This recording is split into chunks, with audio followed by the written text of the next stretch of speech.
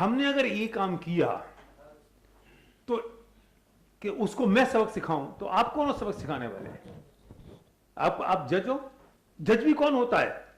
जज भी कुछ देने वाला नहीं था। उस जिस जिस कैदी को सजा मिली उसको अपने कर्मों की सजा मिली, जज तो निमित्त मात्र है उसको देने वाला।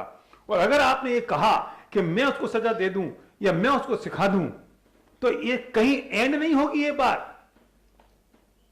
आपने कैसे निर्णय किया ये बात? क्यों? फिर तो आप ये कह दोगे कि यार ये कुत्ता जो सड़क पे पड़ा हुआ है ये तड़फ रहा है, मैं इसको चाकू मार देता हूं तो मुक्ति मिल जाएगी। तो आप मुक्ति देने वाले हो गए।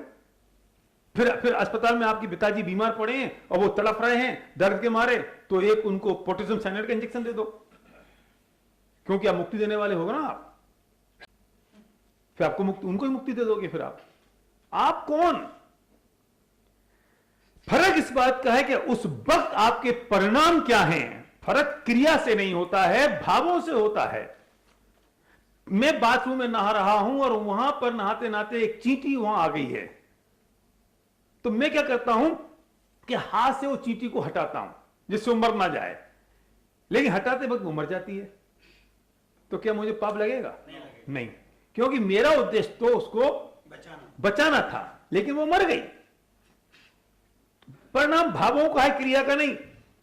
लेकिन मैंने अभी एग्जांपल दिया था ना कि मैंने उसको मारने की कोशिश की, वो बच गई, तो मुझे तो लग गया, क्योंकि परिणाम क्रिया का नहीं भावों का है। जो परिणाम है वो क्रिया से नहीं लगता, भावों से लगता है। तो आपने जो सजा देने की कोशिश की किसी को, तो आप तो सोच रहे हो कि मैं उसको सजा दे रहा हूं, लेकिन आपने तो अपने परिणाम खराब कर लिए ना। मैंने चोर को गोली मारी, आपने अच्छा काम किया। चोर ने गलत काम किया चोरी करके, आपने दूसरा गलत काम कर दिया उसको मार के, क्योंकि मारने का काम क्रोध के बिना नहीं हो सकता। तो आपके परिणाम में तो क्रोध आया ना। आप समझ रहे हो मेरी बात? आपके परिणाम में तो क्रोध आया, आपके परिणाम में तो ईर्ष्या आई, आपके परिणामों में तो बदले की भावना आई।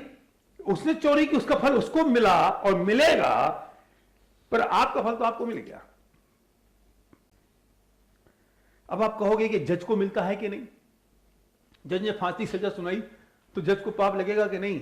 मैंने क्या कहा, पाप क्रिया से नहीं भावों से लगता है। जज ने जो सजा सुनाई वो जज ने क्रोध के कारण नहीं सुनाई। जज को सजा सुनाने के पीछे उसका भाव क्या है कि इसने अपना पक्ष प्रस्तुत किया, इसने अपना पक्ष प्रस्तुत किया, दोनों पक्ष को देख के मुझे लगा कि इसकी गलती है, इसको कानून ये कहता है इसको सजा देनी चाहिए। जज अपनी तरफ से नहीं देता। अगर जज को सजा देते वक्त उस अभियुक्त के लिए क्रोध के परिणाम आ जाएं तो जज ने पाप कमा लिया। लेकिन जज ने सजा सुनाते वक्त साम्य भाव रखा, सहज परिणाम रखे कि इसने अपना पक्ष प्रस्तुत किया, इसने अपना पक्ष प्रस्तुत किया, और कानून कहता है कि इसको सजा मिलनी चाहिए, मैं दे रहा हूं। उसके पीछे उसका रीजन क्या है? एक मां अपने बच्चे को थप्पड़ मारती है तो उसको पाप लगता है क्या? नहीं। लेकिन मैं किसी को थप्पड़ मारता हूं तो मुझे लगता है। परिणाम उसके पीछे क्या है? अगर मां ने अपने बच्चे को थप्पड़ मारा और क्रोध के कारण मारा तो डेफिनेटली लगेगा, चाहे भली बच्चा सही। क्रोध तो क्रोध है, बच्चे के लिए हो चाहे दुश्मन के लिए हो। भावों को पकड़ना यही कला है, और आप जीत जाओगे। ये सबसे इंपॉर्टेंट पॉइंट है।